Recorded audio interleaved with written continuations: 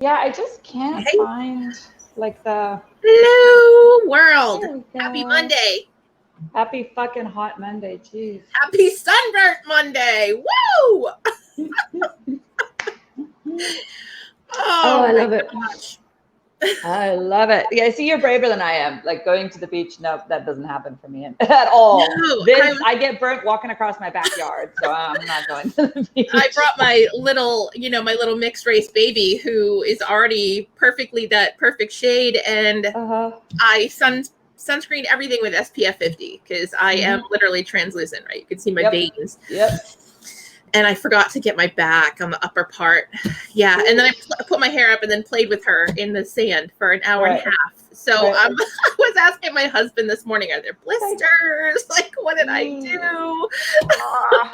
So, but then it was perfect for this episode though, right? Because I usually do my hair. I usually wear a bra. Yep. Done is better than perfect. We are. Yes, and we're braless together, so there we go. Awesome.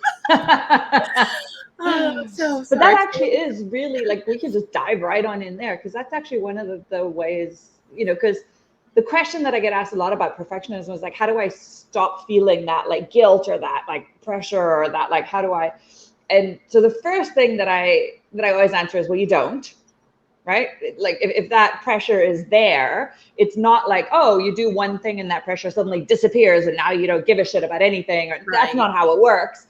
But you can get comfortable with that pressure, get comfortable with that discomfort, get comfortable with sitting in the discomfort of, oh, I'm not doing things perfectly. And one of the best ways that we can do that is by very deliberately doing smaller things that don't fit the perfect picture that we have in our head, like showing up for a live with wet hair and no bra and a sunscreen on your back or no makeup. And that's one of the reasons why I don't wear makeup when I do videos or when I go live, or I very, very seldomly will wear makeup. And part of it is just it became part of my habit of putting shit out there without it being perfect.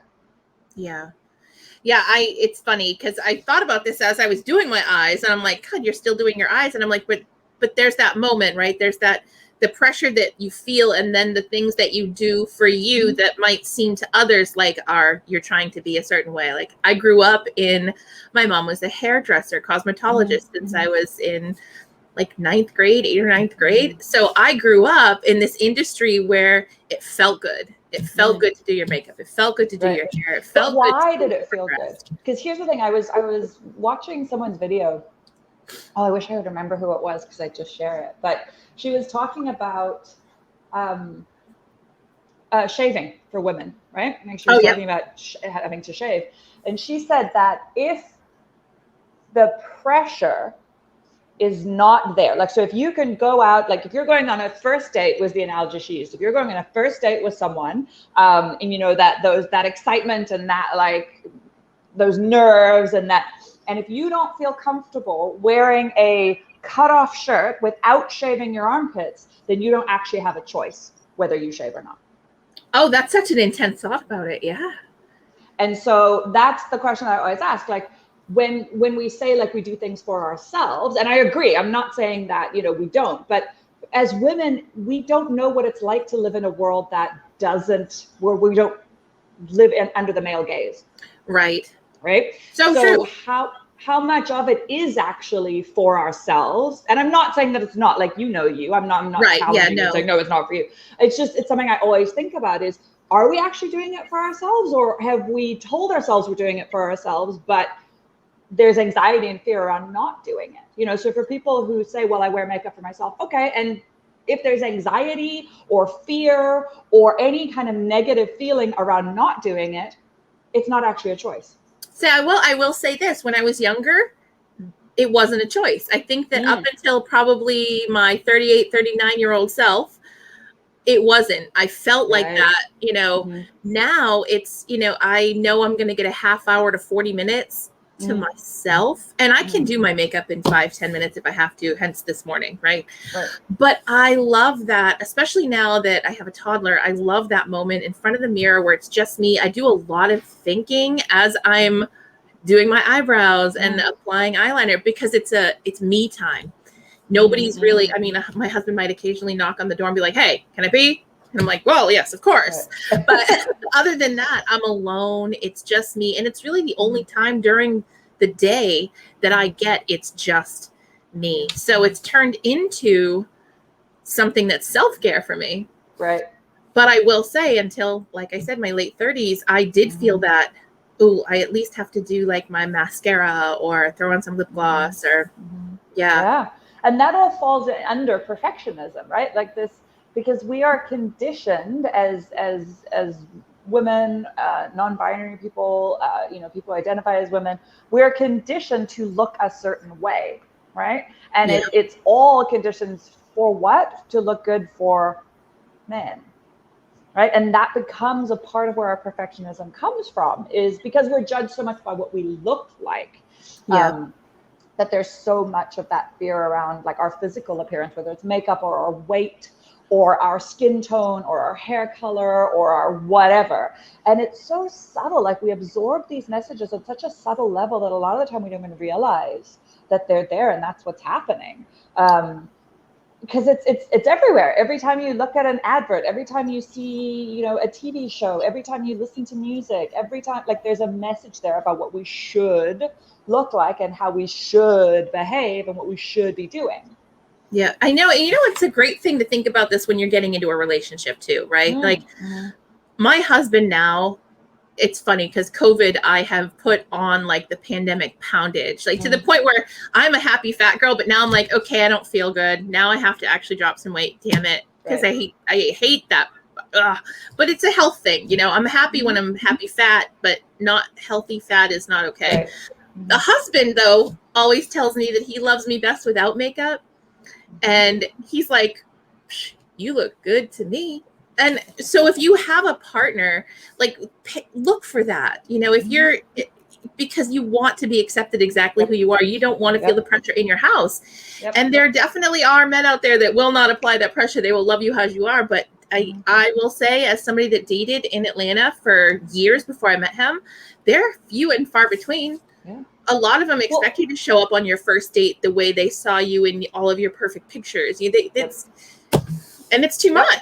And it goes into work, and it goes into what we do for work, right? We do webinars, we do these lives. We feel like, or we don't, but there's this pressure that, your slides need to look good and you need to look good and you have to speak a certain way. And it's a lot, man. It is a lot. It is a lot. And the thing about it is like perfectionism is, it's a trauma response, right? In a lot of different ways.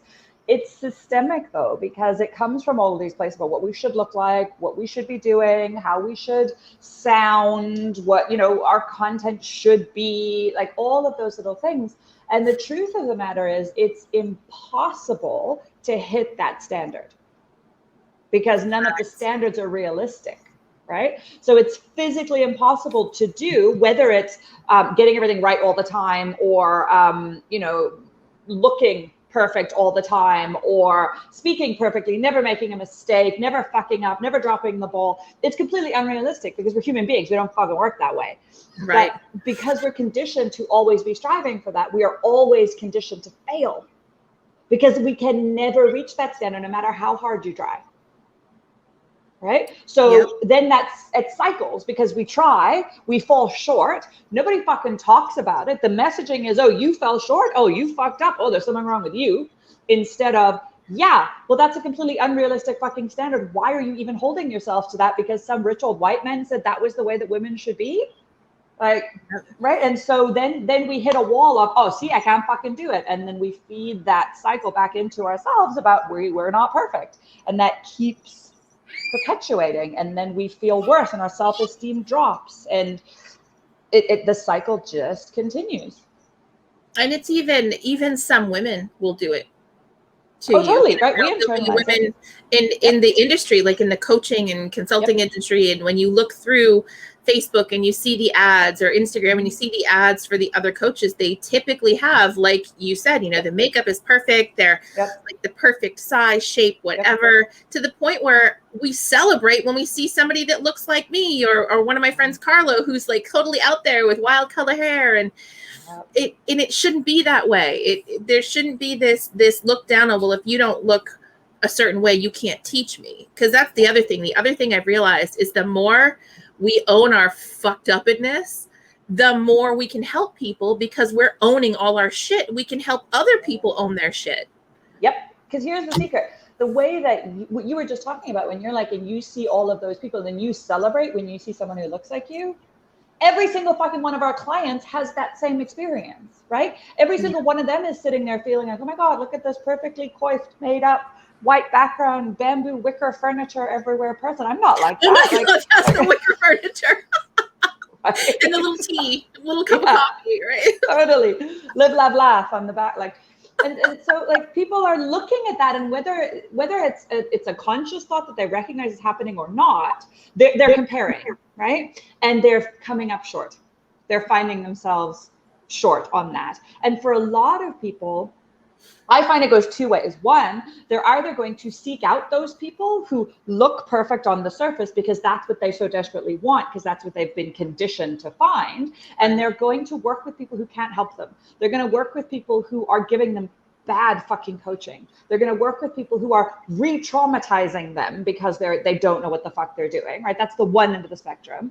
And then they're going to feel even worse about themselves, because here's the thing about coaches like that is they will tell you, oh, well, your leadership isn't on point, or, you know, you just need to do more of your own work, or, you know, they'll put the blame there. They're the same people telling you to stay positive all the time. But, you know, you can manifest it and think it into existence. And I do believe in manifestation. I do, because thoughts are power. Because if you're thinking about it, you're acting on it, right? But manifestation is bullshit unless you have the action to back it up. That's the thing, right? Because otherwise we'd all just sit and go, I'm going to manifest $1 million in my bank account.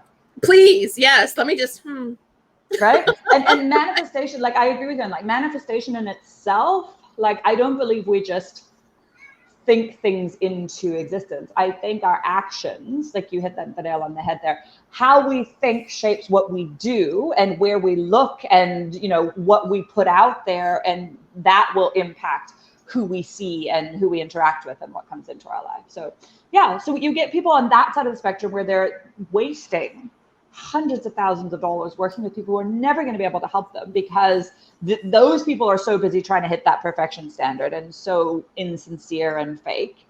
Or people go on the other side of the spectrum where they're like, I'm not good enough. I can't work with them. I don't look like that. I don't have wicker furniture. I don't, you know, so I can't do that. And then they don't reach out to get help. And then they eliminate coaching altogether as an option for them, or getting help altogether as an option, because the not good enough side comes up for them as well, right? So there's two, either people desperately trying to get help and not getting the help that's available, or not reaching out for help because of that I'm not perfect. So and it's so sad because what you look like on the outside has nothing to do with what the hell you have to offer on the inside. I strove in my early 30s. I have always been like the fat girl, and I didn't accept it. I didn't accept it for a long time. I wanted to change my genetic makeup. So I did this whole very unhealthy crash diet, lost like 45, 50 pounds over a couple of months. It was very unhealthy. Everything about me mentally went to shit. I became a horrible parent because all I could think about was, I got to get to the gym. I got to eat this dry tuna with mustard. I've got to eat these carrots. You know, it was hell. I mean, it was hell. But I lost the weight, right? And I went from a size 16 down to a size 10. I would spend my lunch hour. This is how fucked up we get as women. I would spend my lunch hour going to TJ Maxx to try on clothing to see how close I was to a 10 fitting perfectly, right? That is a mental fuck. Talk about being so misprioritized, right? But you know what though? That's so normalized. Do you know how many women do that, who live like that? Because that's what we're told we should do? Yes. And I was the worst version of myself, because all of a sudden, of course, I got more attention, right? Because I'm in the Northeast of the US. And up here, men really do like thinner women. It's just what it is. In Atlanta, I never had an issue. Hold on. I'm gonna challenge you on that one. It's not just what it is. That's social and societal conditioning right there. That's social and societal. It's heavier. That's the patriarchy. Yeah. In Atlanta, this wasn't an issue for me. Up here, I'm like, well, thank God my husband likes, women look like me, because there's nobody here would want to date me, and they're lost completely, right? However, I was such a mess that I started to get hit on all the time, and I was offended. Then I got offended. Like, all you care about is what I look like. I'm really smart too. I'm very clever. I'm creative. None of that mattered anymore because my waist size was societally normal. And I ended up gaining the weight back over the next, couple of years, and got happy again because I was who I was. And then I realized, okay, so this is who I'm supposed to be. There's that blend of, outside, inside have to kind of go together, and the inside has to accept the outside because we are who we are. And it's a beautiful thing, right? It's an absolutely beautiful thing to be different. Yeah. And like our physical appearance is just one aspect of it, right? Like there's so many other ways that perfectionism shows up and keeps people from starting and doing, like, well, what if I know I hear this a lot from my clients. What if my program that I am, launching for my clients, what if it's not perfect? What if I make a mistake? And I'm like, you will. So take that pressure right off yourself. You're absolutely going to make a mistake. That's what it's supposed to look like. And then you just do something different, or you add in where that, mistake was, or you change the video, or you fire the client, or you, whatever it happens to be. Right. So I think that first step for us around perfectionism, whatever it is, needs to be like telling ourselves over and over and over, yeah, we're going to fuck up. Yep. Because we get told that we shouldn't. Yes. Some people just hide it. Yeah. Like the thing is, we've demonized being human. We've demonized making mistakes. We've demonized needing help. We've demonized needing to learn something. Like the expectation is, oh, you should just suddenly, immediately be perfect at this skill that you've never fucking done before. And people just accept that instead of like, hang on, that's not how this works, right? So we have totally demonized being human and needing help and needing, like, making mistakes. And when we demonize making mistakes, we hinder ourselves from being able to make different choices. Like, I remember, man, I used to not making decisions and choices was really hard for me because there was the fear of, what if I make the wrong decision? What if I make the wrong choice? And then it's going to be the worst case scenario. And that was a trauma response for me, right? Because making the wrong decision means the end of the fucking world. And a friend of mine at the time, bless her, she ran out of her patience with me after I was like trying to talk to her about a decision I was trying to make. And she's like, Erin, if you make the wrong choice, then you just fucking make another one afterwards. And I was like, oh, wow, it really is that simple. Yeah, that's funny. But we have to give ourselves that permission in the first place to get it wrong, to not be perfect, to make mistakes, and I love to like challenge my clients, go even further than giving yourself permission. Go out there and make those mistakes intentionally. You know what I love? I just had a retreat with my coach this past weekend, and there was a point in time where there was a mistake that happened during presentation, and I loved it. And I loved it because what it told me was I'm fully capable of getting to their level, right? Because I fuck up. Look, they fuck up. Coaches that make mistakes, consultants that make mistakes in public and own it, move on, fix it, they're the ones that are showing their clients and their customers, you too can do this because I am not fucking perfect. Yeah, I still screw up. Yep. And the thing is, important. What clients are looking for, and this is in every industry, not just coaching, but particularly in coaching, clients are looking for someone who's just a couple steps ahead of them. Because if the image that you portray is that you're like a million light years ahead of them, then the feeling is, I'm never going to get there. I can't. Unrealistic. Why bother? Totally. Exactly. Right. or I'm going to try, but I'm going to keep beating myself up for not getting it right the entire time and just make my perfectionism and, you know, other issues that come up from beating the shit out of ourselves make them worse. Whereas when you've got someone who's just a couple steps ahead of you, when you got someone who, because obviously you need to be a couple steps ahead because you can't teach them to get there if you don't know how to get there, right? So you can't be like a complete dumpster fire yourself if you're going to be teaching other people how not to be a dumpster fire. Like you need to be able to help them through that, but to just be a couple steps ahead so that people go, oh my God, I can do that. Like that is relatable. Like I can get there. Right. You know, those are probably the most powerful videos that I do with my clients is when I sit and I just share my stuff, where I'm at, when I'm struggling with the people like, oh my God, you struggle with that too. Aha. Yep. Yeah, absolutely. And I just lost my thought for a second, but it'll come back. It'll come back. At 3 a.m. Done is better than perfect. Oh, that was it. Really That was it. Is that when you are looking and you're putting something together, and I'm dealing with a client right now, and she's sending me her stuff and it looks fantastic. And I'm thinking to myself, the people that are going to take your workshop don't know any of this content anyway. Yep. I remember being in, what grade was I in? 10th grade. And I was opening the variety show for the high school that year. Mm-hmm. And I forgot the words on stage in the second verse. I was singing a blues song. I was singing Steamroller, right? So I forget the words. I get through with the whole thing. I backed back into the curtain, right? And my the guy that was playing the piano ran up to me. He's like, "That's the best you've ever done." I was like, "What?" He's like, "Yes, because blues is all about like improv and And I got a standing ovation because no one else knew. Nobody else knew. So even if you catch yourself in the middle of a fuck up, you keep going. Nobody knows. People don't know. Nobody knows. Your clients don't. Exactly. Your clients don't know what it's supposed to look like. Right. Yep. So like you can, I mean, I don't prep or plan a lot when I'm going to do a webinar or a live, because I like to just show up as me, and I like it to be super organic, and I like whatever's there to be there. And there have been so many videos and webinars and lives that I've done where I'm like, that wasn't what I meant to say.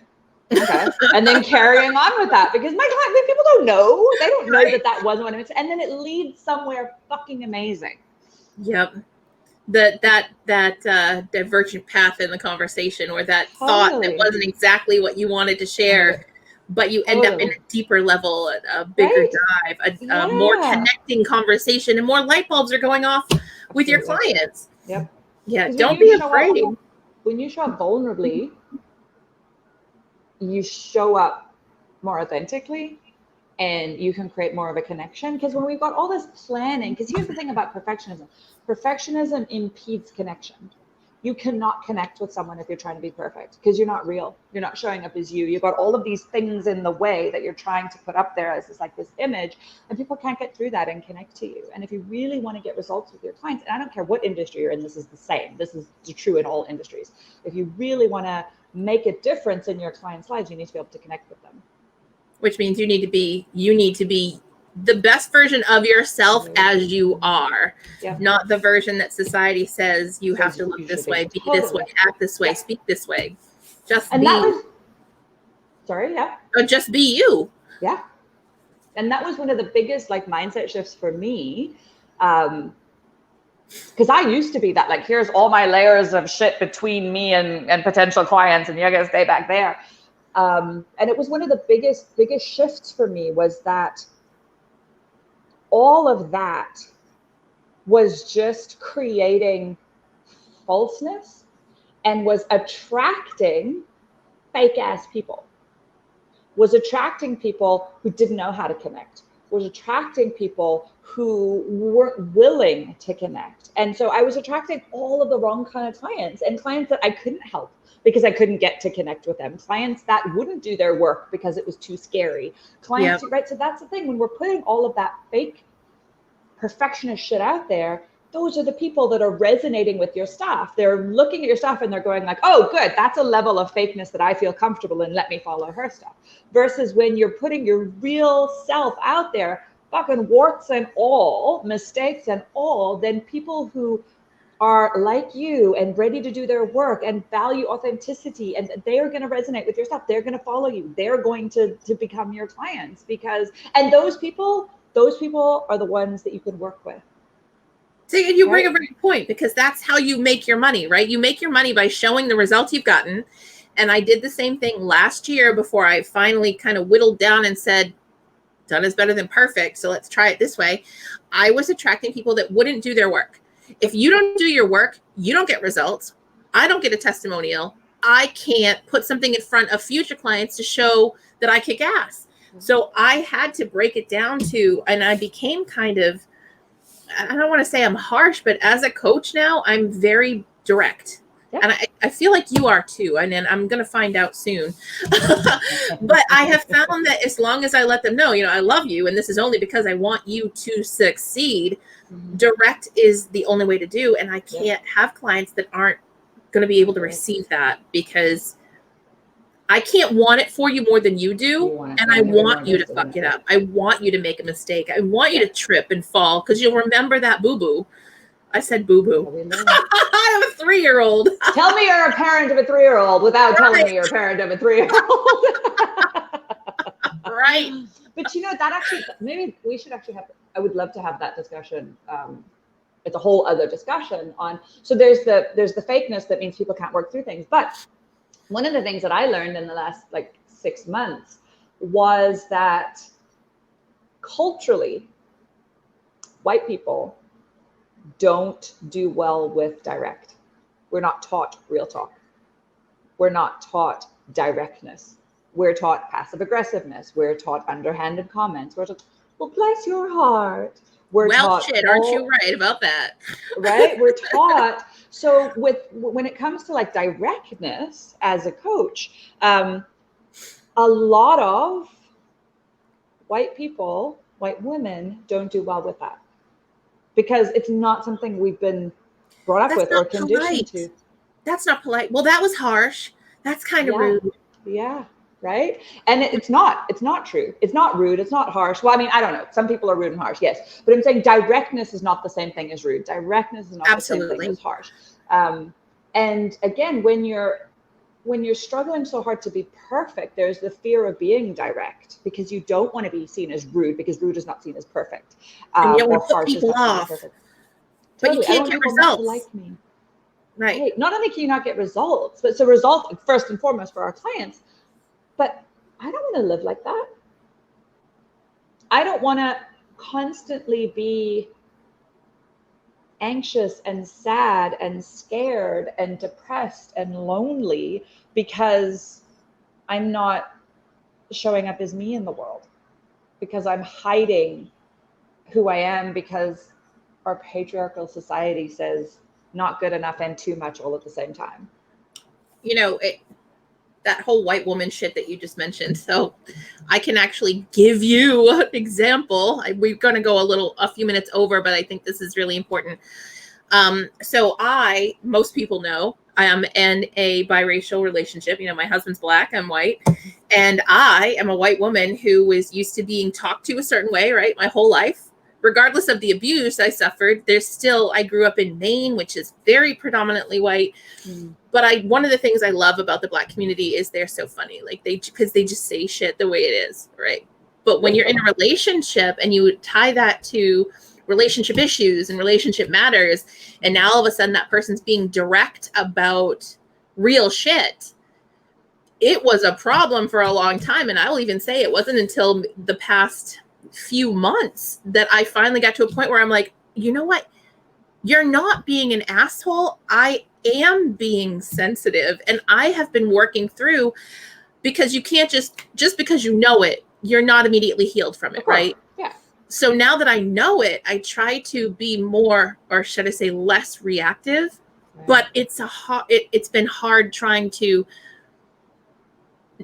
my feelings still get hurt. Of course. You know what I mean? And then I have to remember to myself, okay, but he didn't mean it that way. That's just how you took it, because you're used to being spoken to a certain way. Mm-hmm. But if he didn't talk to me this way, and if he wasn't direct here, he wouldn't be so funny either. Mm-hmm. So it is still at 46 years old, married for 4 years, have a toddler with this person. I'm still like, okay, I still have work to do in this particular area. And you know, you had an amazing post today that talked about how we're ever really healed. Not all the way. No. And that's one of the things that I'm dealing with right now is my little baby feelings that I get. And they are tied to being a white woman. 110%. 110%. So, and that's not like nobody's throwing shade. Nobody's throwing shade at white people. It's just the reality of that's how we were raised with. Well, not me, because I was raised by a Black woman. So I didn't have that like feelings protected from a very young age thing. But yeah, like generally that's how we're raised, and it's our job to figure out how we want to show up in the world, figure out, you know, what's ours, what's other people's, figure out like how do we let go of unrealistic expectations, figure out how do we show up authentically. And you know, some tips that I give my clients, like we were saying earlier, is what are some ways that you can find to deliberately challenge that perfectionism? And it's not going to be comfortable. Here's the thing. When you start doing this, it's not going to be like, oh, I'm going to do this little thing and it's going to feel great and all that. No, it's going to feel uncomfortable and then it's going to feel good. But you have to get through the discomfort first. So things like deliberately putting spelling errors in your copy. Oh, wow. Hey, right? Look, this is me taking note. That's a thing for me. It's actually a thing for me. Yeah. So I'm glad you said that. Yeah. So I have spelling errors on my website, and I get people emailing me all the time. I thought you'd want to know you have a spelling error, and I'm like, yep. And then I leave it there. And at this point, it doesn't bother me anymore. When I first did it, I was like, oh my God, I have a spelling error on my website. And I would get the email and I'd just feel so like I had shame and guilt. And then I had to like work through that and be like, it's literally one letter. This is the emotional response I'm getting from one letter, and then dig into why that was there, right? So deliberately like put spelling errors in your copy, whether it's on your website or in a post or in an email or whatever it happens to be. Deliberately wear non-matching shoes when you go out in public. Right? Or deliberately don't wear makeup on a video. Or whatever it is, whatever your thing is, and start small, right? Like when you're challenging perfectionism, it's there for a reason. It exists for a reason. And it's not easy to just fight back against that, you know? So if you need to start super small, like don't wear lipstick, but do your eyes, right? Or wear different colored socks underneath pants, right? So that you're the only one who knows it, but start really small so that you're challenging that. And what happens is we do the behavior and we create new neural pathways, right? In our brain, we physically create new neural pathways and we teach ourselves that, oh, I did this thing that wasn't perfect and the world didn't end. And then the next time we have to do something that isn't perfect, our brain goes, yeah, we can do this. Yeah. It's important. You're a fucking good coach, and I'll tell you why. I had a mentor / coach last year, and she told us on one of her trainings, show up as your best self. And what she said was, always be ready to go on camera. Your hair is done, your makeup's done, your nails are done. Now, up until I had the baby, I can't say COVID, but the baby, I always had my nails done. And I loved it. It was awesome. And one of the things is because I'm a nail biter. Like that's they have skin picking disorder. I have. Yep. So I always had my nails done. And when she said that, I felt this immediate pressure to go and get nails to put on. And I did. And you know what it was? A fucking inconvenience. It's huge inconvenience. And I dropped her. Like I stopped following her. I canceled my membership. I'm like, you can't tell me that I'm not my best self because I bite my fucking nails. Like, who are you to say that I can't provide, people aren't going to take me seriously because my nails aren't done.